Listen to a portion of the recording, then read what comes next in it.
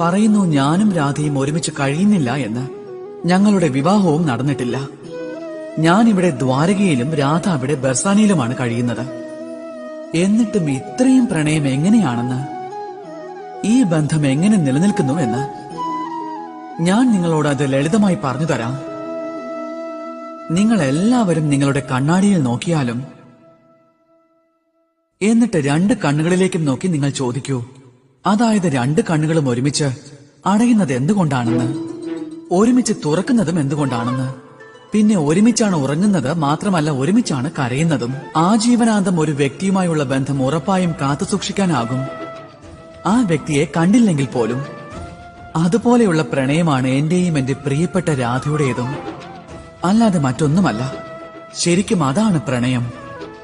രണ്ട് കണ്ണുകളെ പോലെ അവർ പരസ്പരം കാണാറേയില്ല, പക്ഷെ എന്നേക്കുമായി